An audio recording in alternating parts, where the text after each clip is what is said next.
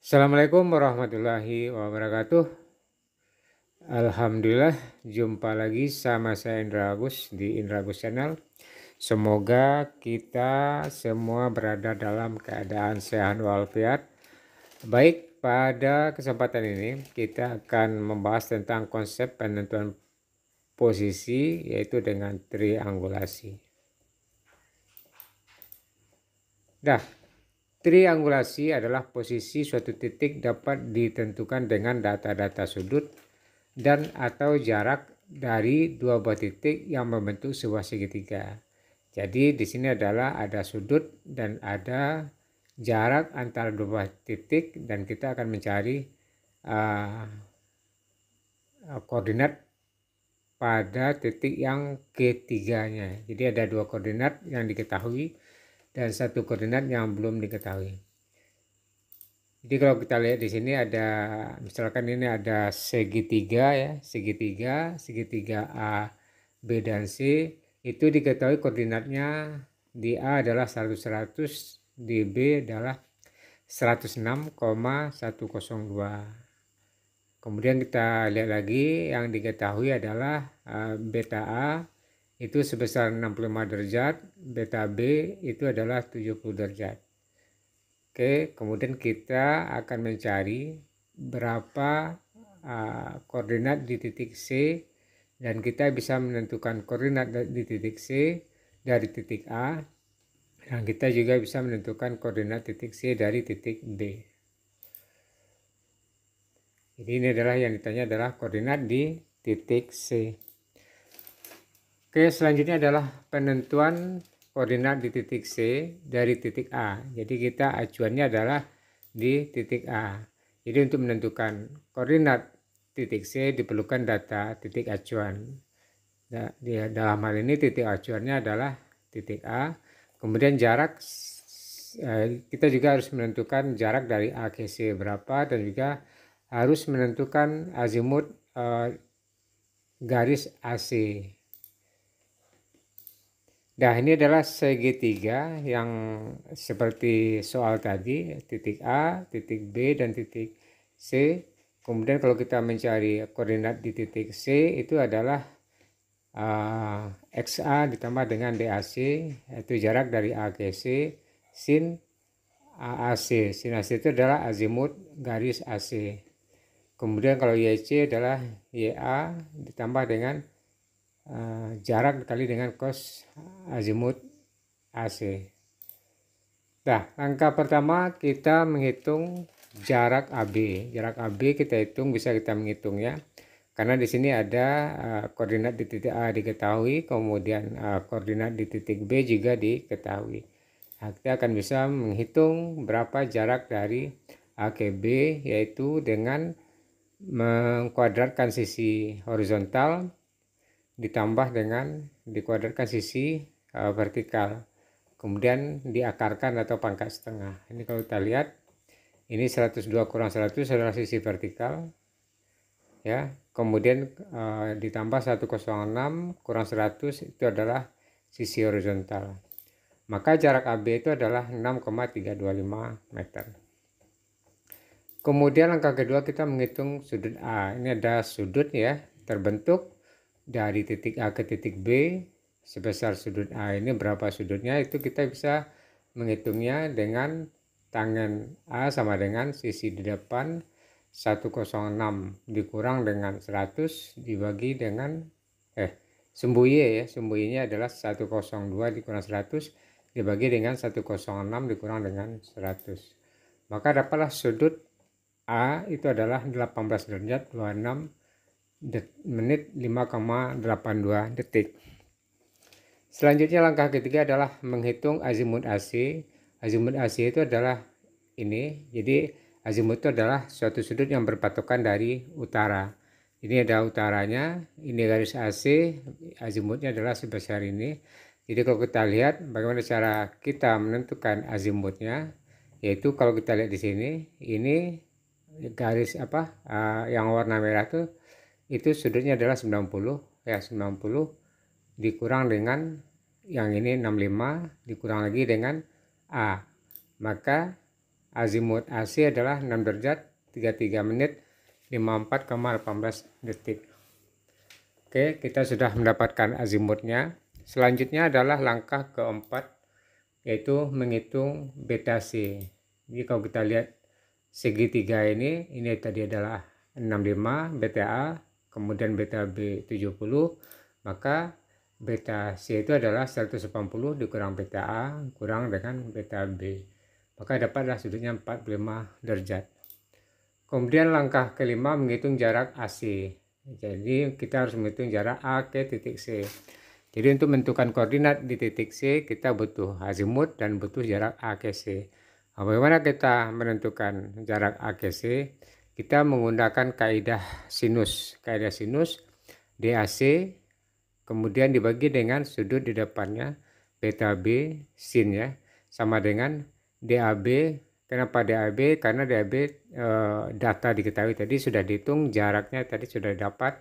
DAB dibagi dengan sin, sudut di depannya adalah beta C. Maka dapatlah jarak DAC itu adalah 8,405 meter. Nah, selanjutnya kita langkah ke-6.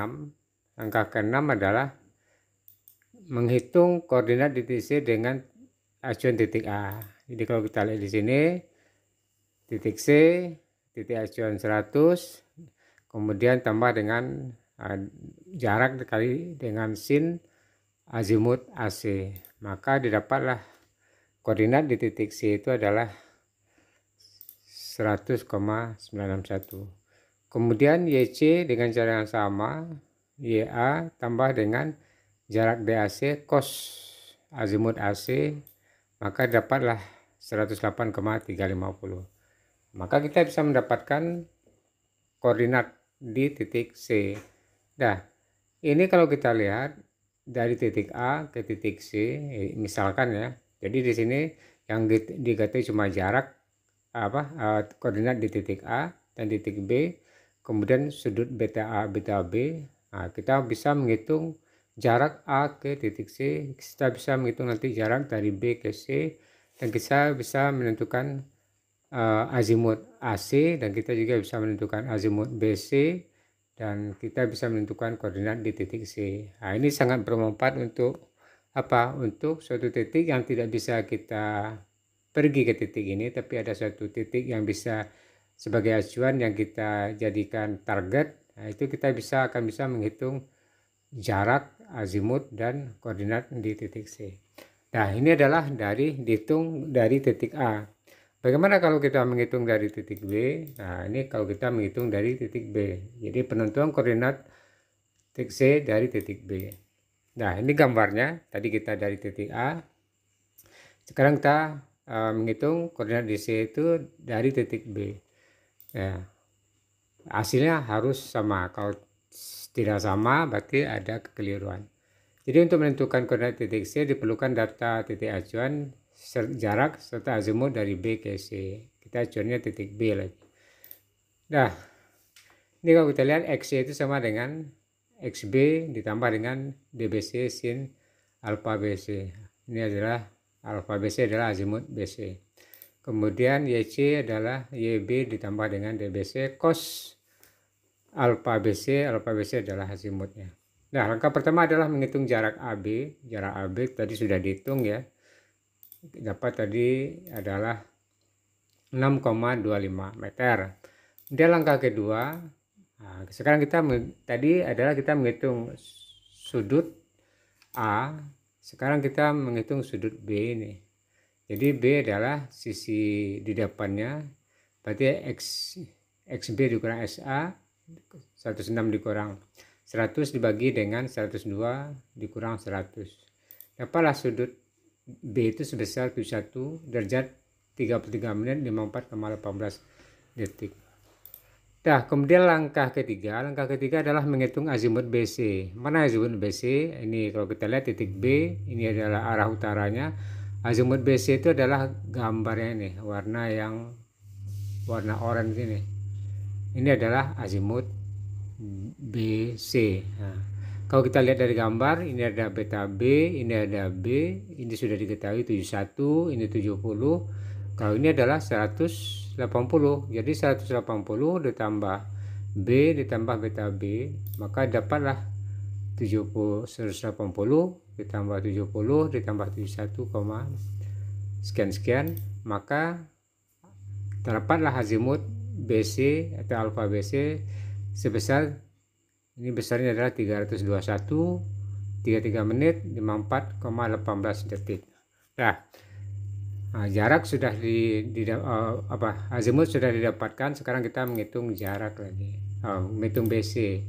BC juga sudah dihitung tadi. BC adalah 180 dikurang beta A dikurang dengan beta B, itu didapat 45 derajat. Kemudian langkah kelima kita menghitung jarak BC. Itu kita menggunakan kaidah sinus DBC itu per sin beta A, kemudian DAB sin beta C. Nah, didapatkan DBC 8,106 meter. Oke, nah berarti kita sudah mendapatkan jarak DBC 8,106, dan tadi juga kita sudah mendapatkan azimut. Maka kita akan bisa menghitung koordinat di titik C dari acuan dari titik B. Menghitung koordinat titik C dengan acuan titik B, nah ini gambarnya seperti ini, dan ini adalah XB. XC sama dengan SB ditambah DBC sin alfa BC, ini adalah azimut, ini alfa BC, dan ini adalah hasilnya. Jadi 100,961 sama dengan cara dengan acuan titik A, kemudian menghitung koordinat titik C, YC nya adalah dapat 108,350. Oke, cukup jelas ya, ini sangat bermanfaat sekali saya sampaikan. Ini adalah kita tidak bisa sampai ke titik C, tapi ada suatu titik acuan dan kita hanya bisa berdiri di titik A dan titik B. Kemudian bagaimana caranya kita menentukan di titik A itu koordinat sudah diketahui, di titik B sudah diketahui, kita menghitung koordinat di titik C. Jadi banyak hal yang bisa kita hitung di sini. Jarak A ke C, jarak B ke C, kemudian azimut AC, kemudian azimut BC. Nah, sudut DC juga bisa kita hitung.